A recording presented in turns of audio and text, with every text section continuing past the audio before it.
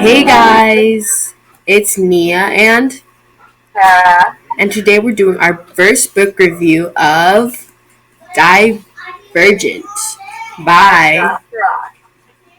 So let's get into it. So, Divergent is about a future dystopian world in Chicago.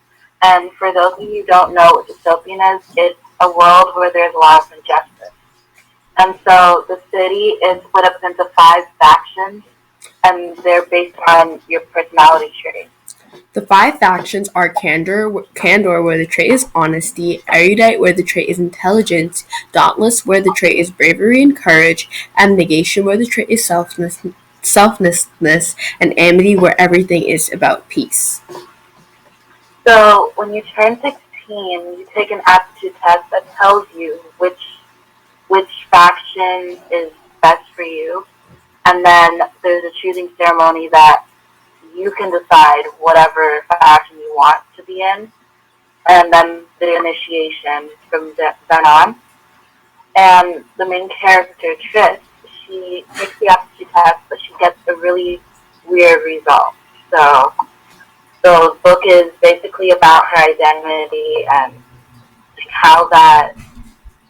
like how to keep herself safe because of the results that happen. It is a very good book, and we recommend it to people who love dystopian or to people who have never read dystopian and want to start off with a good one. We rate this book a 4.5 out of 5 stars. So this is a spoiler review, so if you haven't read the book, stop the video now so you don't get spoiled. If you want to be spoiled, go ahead. So now we're going to talk about some of the characters. So the first character is Four, and he was in abnegation before, and then he transferred to Dauntless because of his father.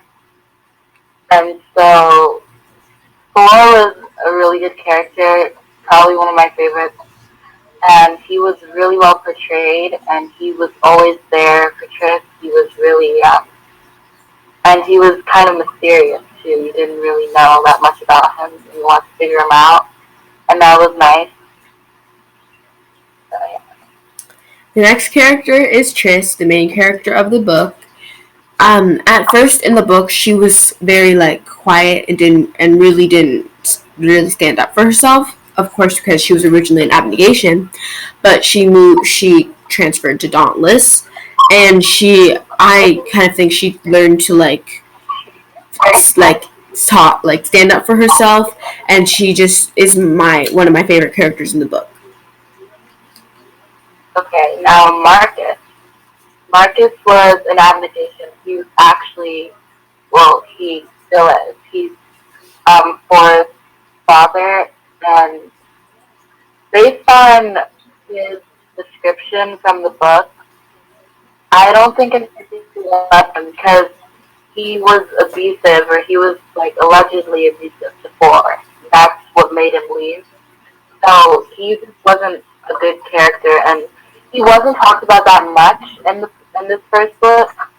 So there's not really that much to know to that, but from that description of him, I don't like.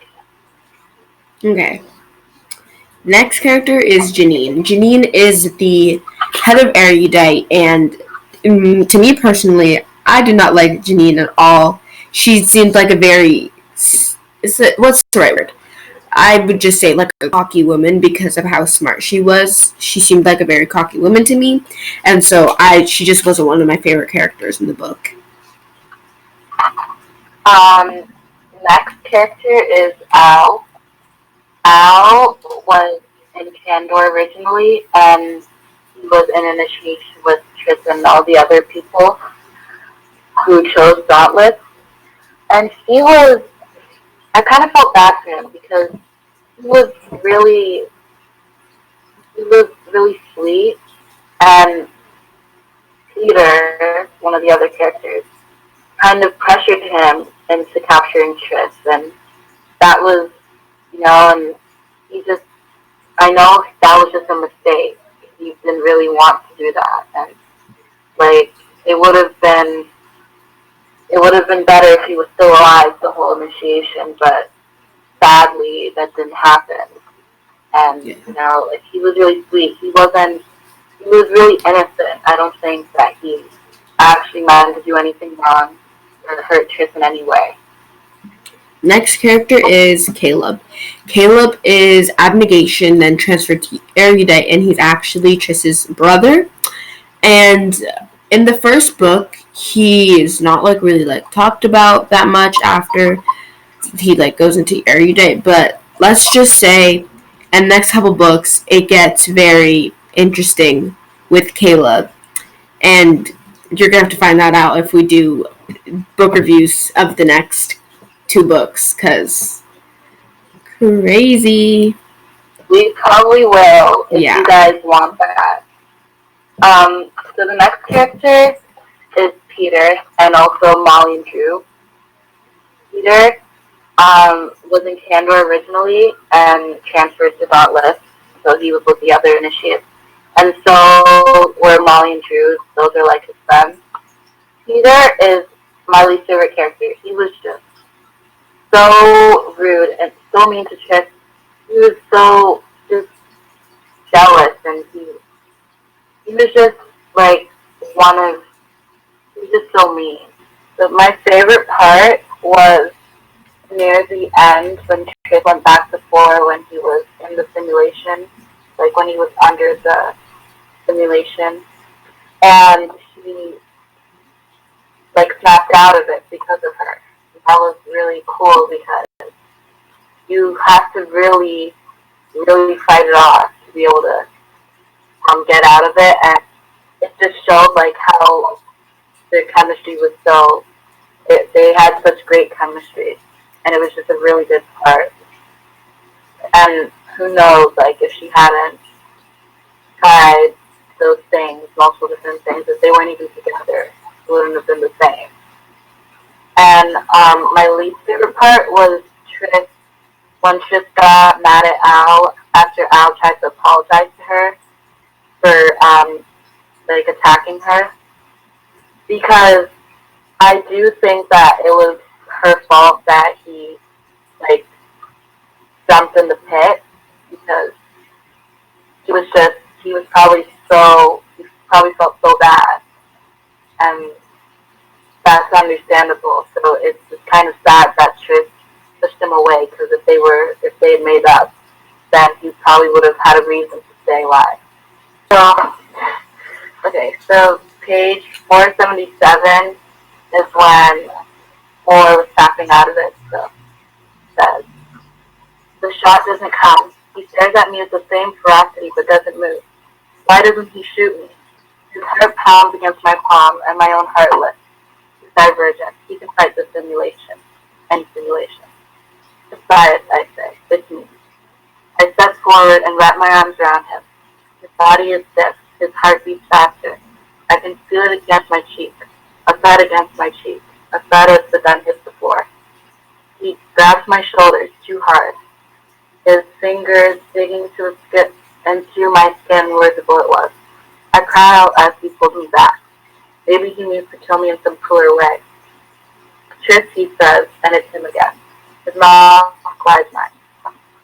My favorite part of the book is the Ferris wheel moment between 4 and Triss, because it was like when they like first had their first like, I feel like they first started to like feel feelings for each other in that part, but I wouldn't know. But that's what I think, and so now I'm going to read a little part of that.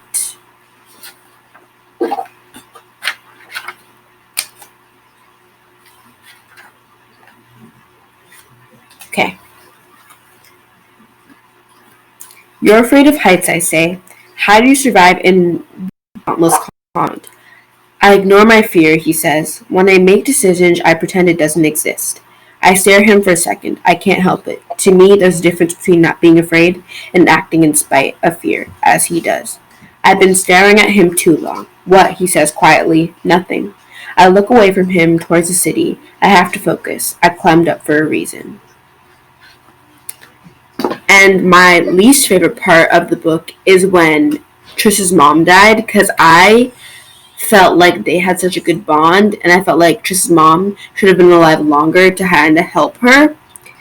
And it, like, for me, when her dad died, I didn't. It wasn't like really like something that hurt, like made me like emotional. But when her mom died, I was like, why? Why did they have to do that? The reason why we gave it a 4.5 out of 5 stars is because there were a few things that could have been done differently, like how the whole initiation process was way more than the real climax at the end with the war and them attacking abnegation, and just everything with the whole dauntless under simulation and all of that. That should have been moved up because that was the most important part, and the initiation wasn't as important.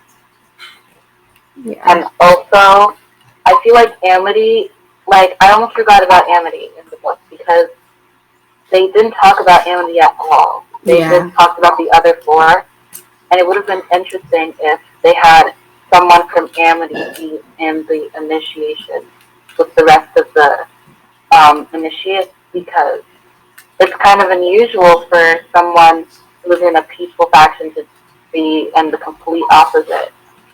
But they didn't really incorporate Amity that much, but I do know that in the second book they are incorporated, so, you know, it's okay. And, like, they don't talk about Amity so much that I mistake the book for having only 4 factions. I always say, oh, Divergent, in the book there's only 4 factions, but then I would write down only Candor, Erudite, Dauntless, and Abnegation, and then I'm like, what am I missing? And Amity, because they didn't talk about it so much, they didn't talk about it that much, that I'm just like, I would forget about it. Yeah, exactly. So overall, I really like this book because I enjoy that many long books, and it's one of the few long books I can sit and read and actually enjoy. And I read it last year for the first time, and it was long, but I was on the trip, and also it was just enjoyable. So it was a really nice book to read. And also, if you like adventure and you don't really like long books, like, it's not a bad choice because it's not a long, boring book. It's like a long, interesting, adventurous book. So it's not bad at all. And it had a bit of everything I liked. It had drama, adventure, and romance. So I really liked it. I like this book because at first I wasn't really into long books. I was into much shorter books, and then I had known that there was a Divergent book because my sister had read it before me, and she would like have it in her room. And I was like, maybe I should read this book, because I'd seen trailers of the movie, like little like YouTube videos of clips of the movie would pop up on YouTube, and I'd be like, why don't I read the book before I watch the movie?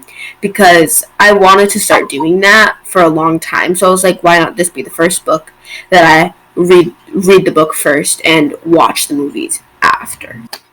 Thanks for watching, guys. Like and subscribe to our YouTube channel, and comment down below some books we should review. And make sure you follow our Instagram at NK Book Reviewers, and we'll have it in the description below. Thanks for watching. Bye. Bye.